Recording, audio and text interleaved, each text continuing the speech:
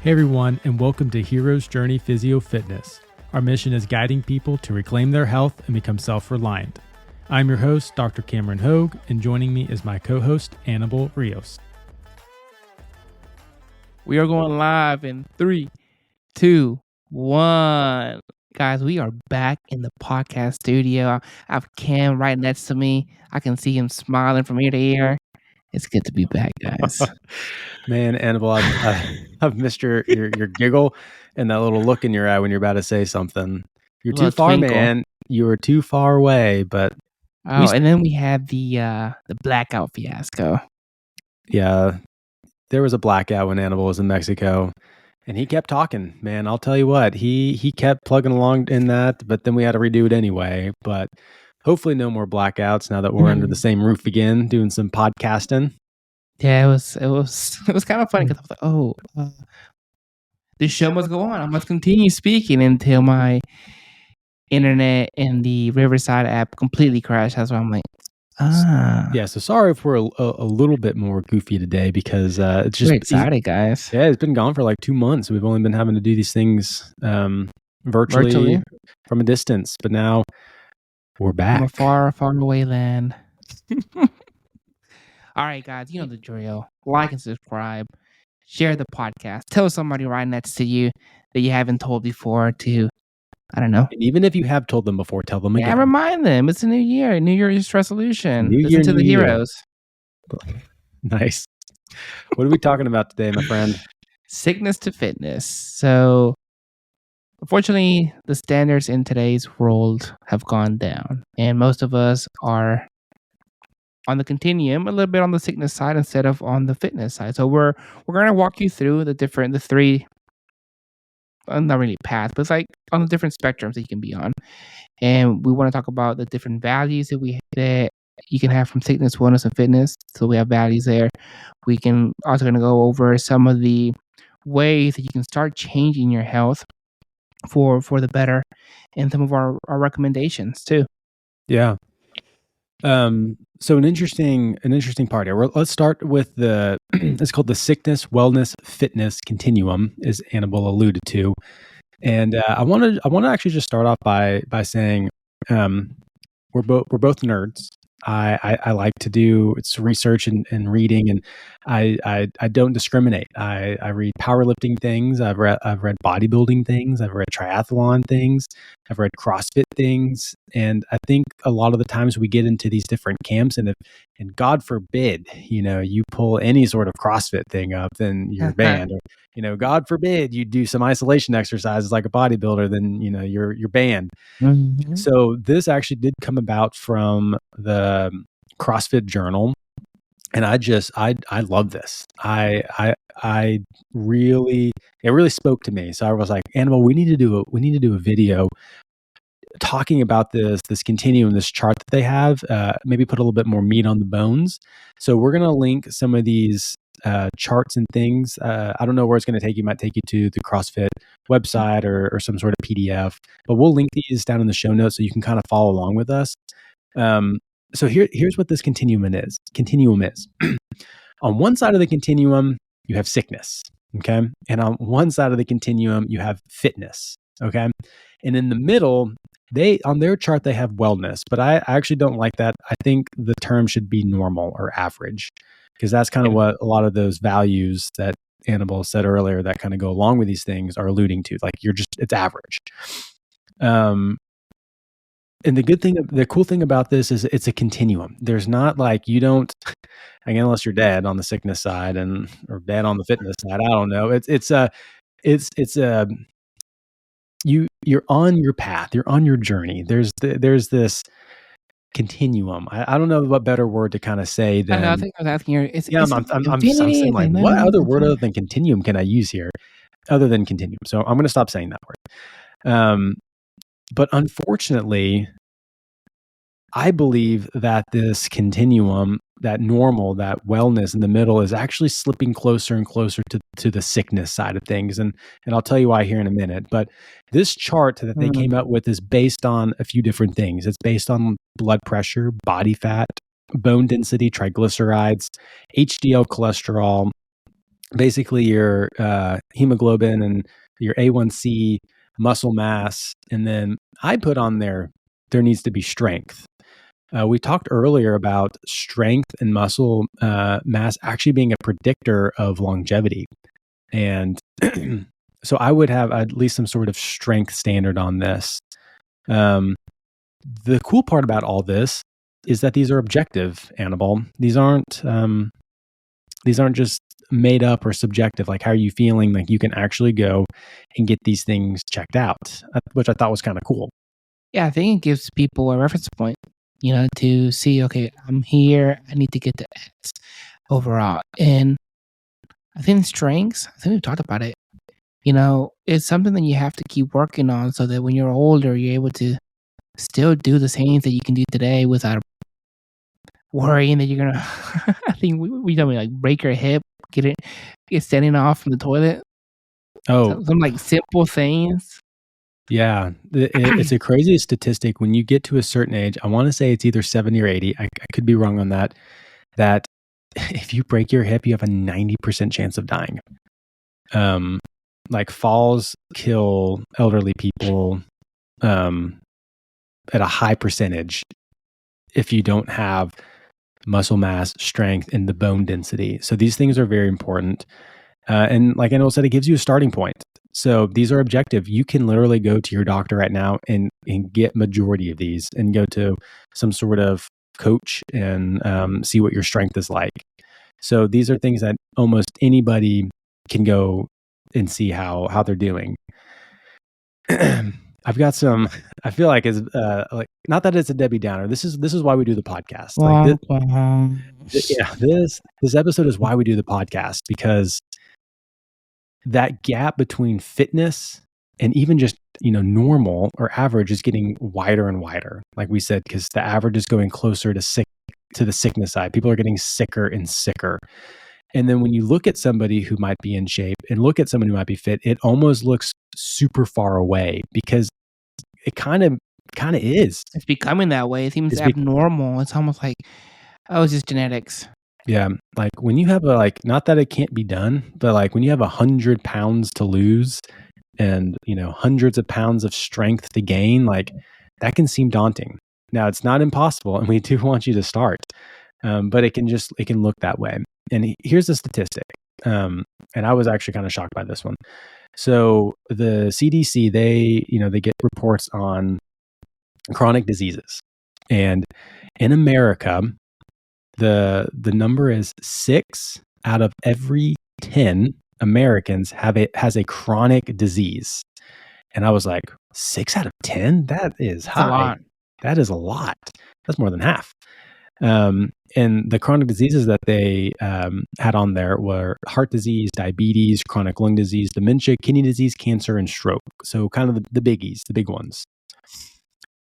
And even a more staggering statistic is that 4 out of every 10 Americans has 2 or more of those chronic diseases. So people are getting chronically sick. You know what's interesting? It's probably become so normal that you don't even think twice. It's just a part of life. It's a part of aging to have. Yeah, I mean, like, if you diseases, like, if you look around around with 10 people and 4 of them have, I've got. Are you really going to question it? No, you're just going to say, it's like, my friend has this and they have this and we have kind of the same thing, and it just seems like it's normal. It's literally dragging normal towards the sick side.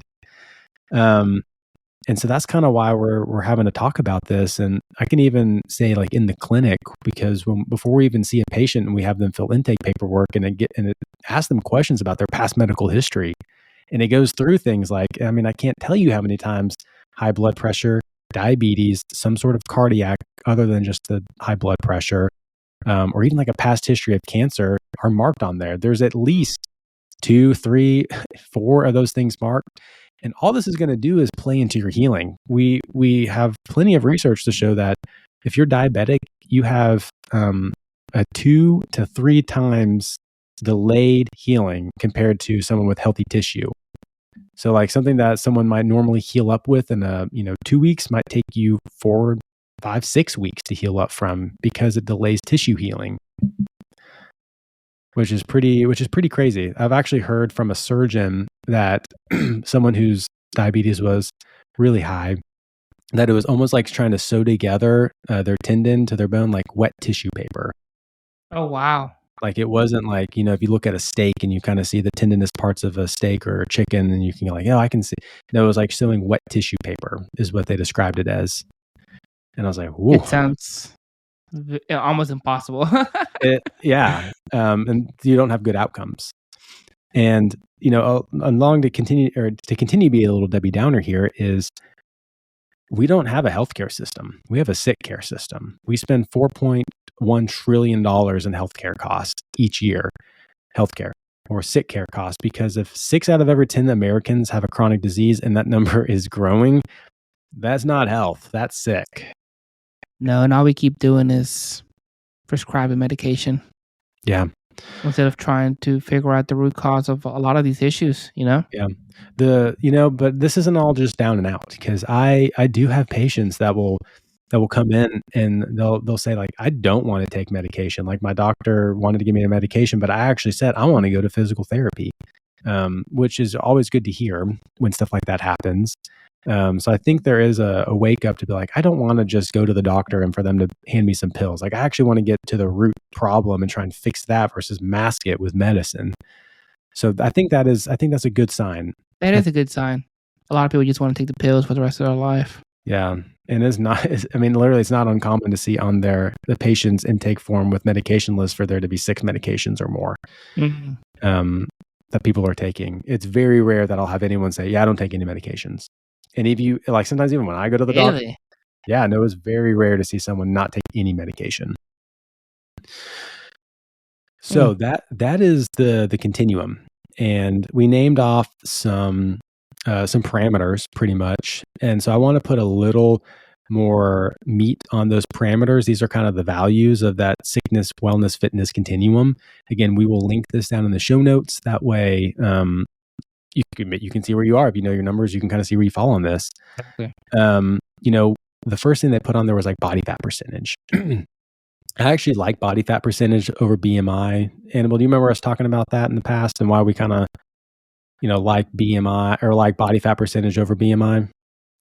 Because body fat, it's a little bit more accurate. BMI can fluctuate. It's just taking your total weight overall and not really taking into consideration if it's muscle mass or fat. Yeah, exactly. The BMI doesn't take into consideration if someone has, muscle in there. They just look at your total weight. But if you look and you see that you have excessive body fat, then you would kind of know like, okay, you got fat. It's not just muscle. I'm not just big boned. So that's not a thing? No. So here are the values that they put for body fat percentage. So for someone who is fit, I actually don't agree with those. So I made my own here. So for a fit man, if you have less than 10% body fat, you're pretty fit. I mean, you're they put 6. They put 6. Like that's almost, I don't even think that is a dieting bodybuilder before game day. Like 6% is low. Like 10% you have abs. 8%, like that's Hollywood. Like 6. And they're doing that for a short period of time. They're doing that for a short period of time. So I actually don't like that. I think a person could sustain potentially 10% and still be healthy, because you actually don't want your body fat levels to be too low, because there is benefits to fat. So I said 10% for males and then 15% or lower for females. Females obviously needing a little bit more body fat than men. The wellness or the average, if you're a male, around 18% and a female 20%. I think that's pretty good. That's pretty fair to state. And then for sickness, if you have greater than 25% body fat or greater than for males and greater than 32% body fat for females, you're probably falling into, you're more into the sick category. You have excessive body fat and is negatively affecting your health. We're not going to have to go through all of these, but I'm just going to pick out a couple that are simple, like heart rate. Like what's your resting heart rate? And most people have Apple Watches or Fitbits that they can kind of tell what your resting heart rate is. If your resting heart rate, meaning like when you wake up in the morning, you're not frazzled, you're making some coffee, you're waking up. If it is 50%, if it's 50 beats per minute, it's pretty fit. One of our good friends, Jake, he naturally has a low resting heart rate, but he also does CrossFit 4 to 6 days a week and has ran marathons and half marathons. He has like a low resting, like 45, 50, 55. He's got a low resting heart rate, but he's super active. If you're in that 70, beats per minute resting heart rate, that's pretty average. And then anything over 100 is not good. So the standard is 60 to 100 is kind of what we learned in school as being like, you want to fall within that range. So if you're less than 60, you're probably a little bit more on the fit side. If you're over 100, you're probably more on the sick side. Blood pressure is another easy one. A lot of people can measure their blood pressure at home. And they usually get it first thing they do when you go to the doctor. 120 over 80, standard. If you have that, average, that's average blood pressure. Good. If you start to get into the low 100s, 110, 105, over 70, over 60, that's pretty fit. And then really anything over 120, over 80 is going to be starting to get into your sick. Obviously, 140 over 90 is like when you actually get into stage 1 hypertension.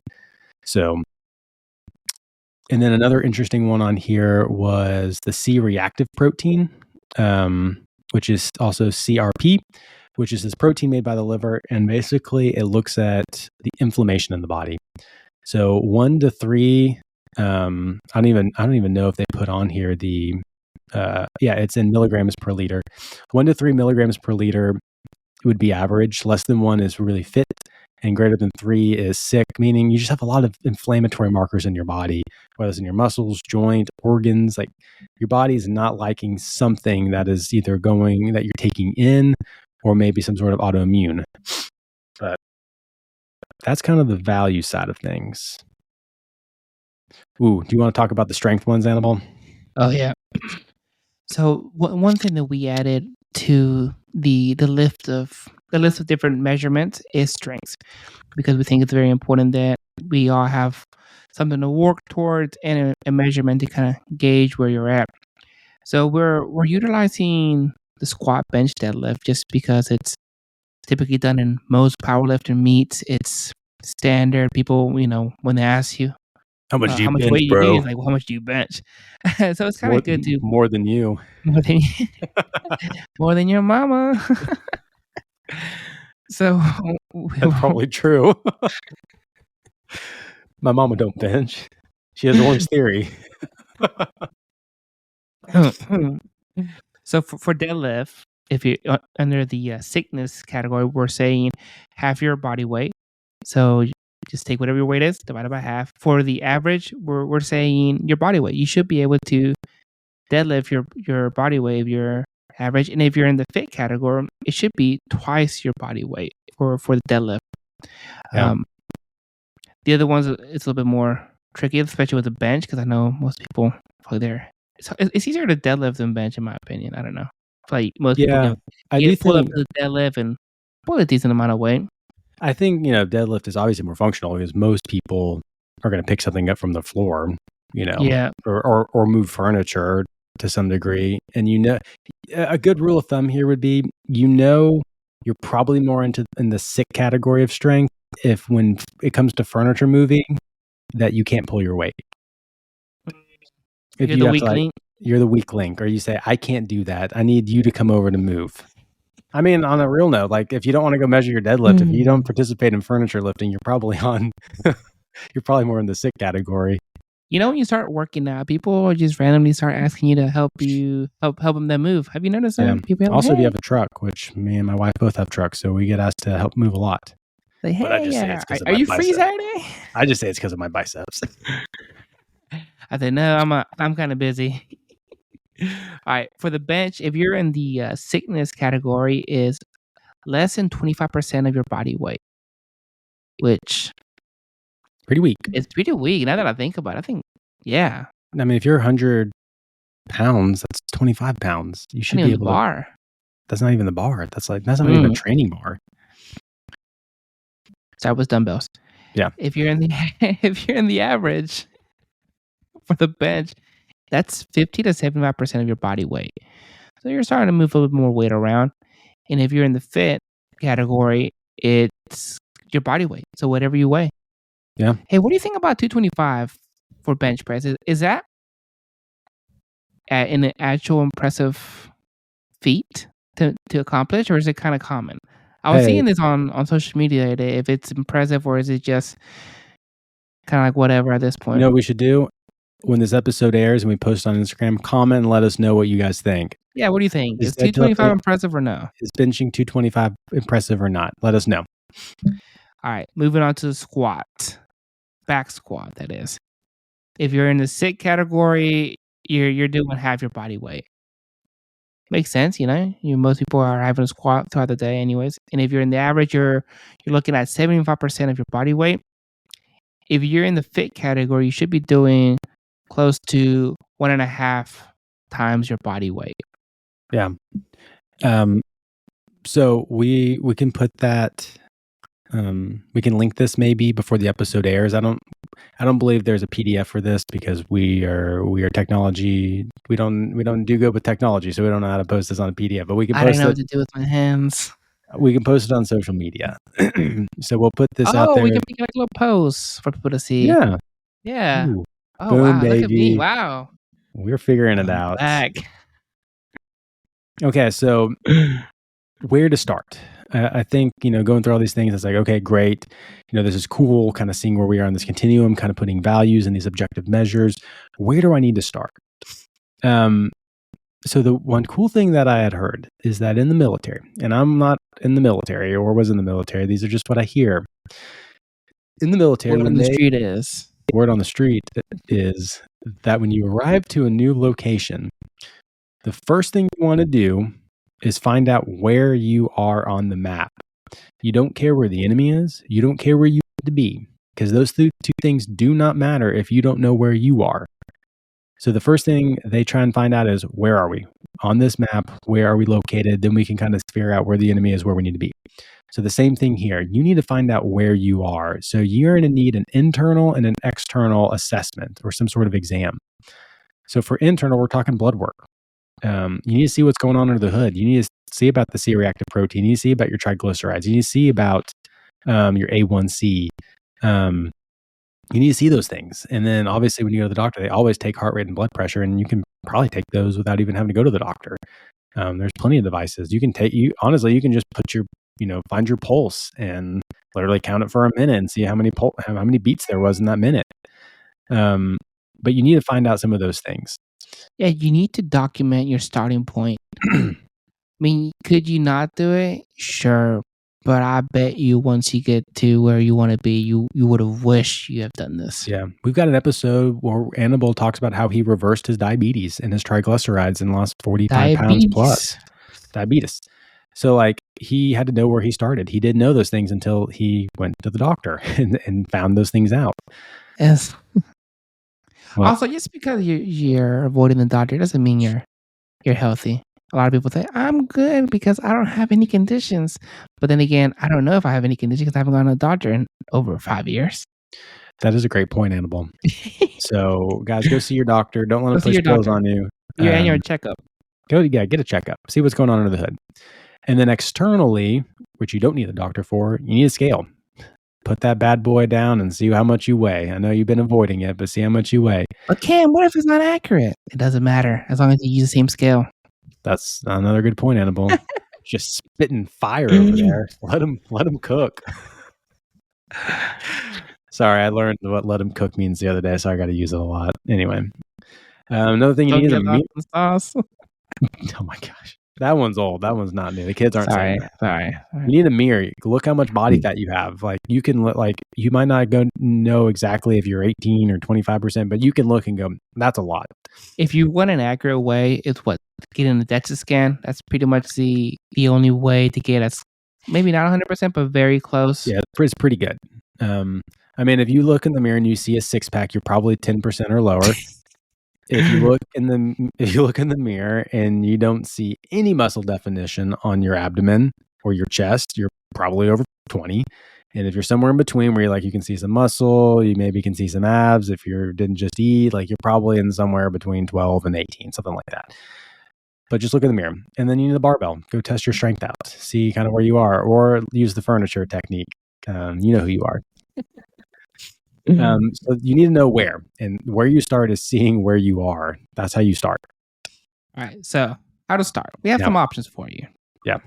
There's the the easy approach, which saves you years of time and trial and error, and that's what? Hiring a coach. By hiring a coach, they're able to explain to you everything that you're going to eventually learn throughout this period of time, meaning how to train, how to eat, how to recover, how to manage your stress, all these different things. So that's the first step. You can hire us as your coach. They'll help you work through this whole process. We do online coaching, people. So if you want to speed up your health and fitness journey, let us know. Yeah, but maybe you can't for financial reasons. And then the other approach is you can do it on your own. We have plenty of episodes. The first one can be the 3-2-1 principle. Well, why don't you explain to them the 3-2-1 principle, Cam? Yeah, 3-2-1 principle. Had an episode on this. 3 days of resistance training, 2 days of cardio, 1 gram of protein per desired pound of body weight. So literally, don't even just start with the 3. Just get to the gym 3 days a week. I don't care if you do one exercise. Just get to the gym. Try and become consistent with getting to the gym at least 3 days a week. Don't worry about 5 days a week. Don't worry about every day. 3 days a week. After a month, then we can start kind of playing with the diet. Now that you got a little consistent, you get picking up some wins, try getting enough protein in. You don't even have to cut anything out. Just try and get enough protein in. And you'll find that this is very challenging, and you'll probably have to start cutting things out in order to get the protein in. But just focus on trying to get your body weight or your desired body weight in grams of protein. If you're a male, if you're a female, maybe shoot for 0.7, 0.8, if you're times your body weight in terms of what you're trying to get, or 0.7, 0.8 of your desired body weight as well is another way to look at that. I think a lot of times we try to do too much at once, and then we end up doing nothing. Yeah. Like even in our coaching program, we go at a steady pace. We don't dump everything on you the first week and first month. Like we gradually start picking up wins as you go along and start stacking over time. We start stacking over time. So it's more of a titrated approach versus like, you got to do all this. And if you don't do it by the end of then you're screwed. And then after that month of protein, try adding in some cardio a day, then 2 days. We've got an episode on this. Also, our first 8 episodes all talk about how to start. We also got 27 and 28 that talk about losing fat. How do you start losing weight? What's the way to go about that? So those are great starting points. Give those episodes a listen. Great starting point. And if you have any general questions, just send us a DM. Yeah, we'll be happy to answer. We love this stuff. That's why we literally been doing a podcast for over a year at this point. It's crazy. It's been over a year now. So quick recap, guys. All right. So sickness is becoming more and more prevalent every single day. What was not common is not common. So maybe you don't even question it anymore. It's just like, oh, it's a part of life. It's a part of aging, but it's not. We don't have a healthcare system. We have a sick care system. We're taught to treat the symptoms, but not ever really figure out what is causing it to begin with. All right. At this point, you need to take your health into your own hands. Check out our podcast. Listen to other health and healthcare experts online. Hire a coach. Try to reclaim your health. What else do you have, Doc? Find out where you are if you don't want to go the coaching route, and then try the 3-2-1 principle. Our call to action today, what we do want to actually to say to you is, seriously, reach out to us. We'd love to jump on a call with you and just see where you are at currently, you specifically, where you want to be, your dream outcome for you specifically, what's holding you back for you specifically, and we can just see if our coaching program can help. If it cannot, we'll point you in the right direction. If we can, we'd love to work with you and help you start to reclaim your health. 6 out of every 10 Americans have chronic disease. We'd like to try and reverse that for you. So that's my call to action pitch today, Annabelle, and I'm sticking with it. It's a good plug. Well, I don't have anything else, Doc. What about you? That's it, man. That's it. It's an important episode to talk about, though. Yeah, it definitely is. And like we always like telling you guys, remember, you are human. You should not seek perfection, but daily improvement. Right, see you guys.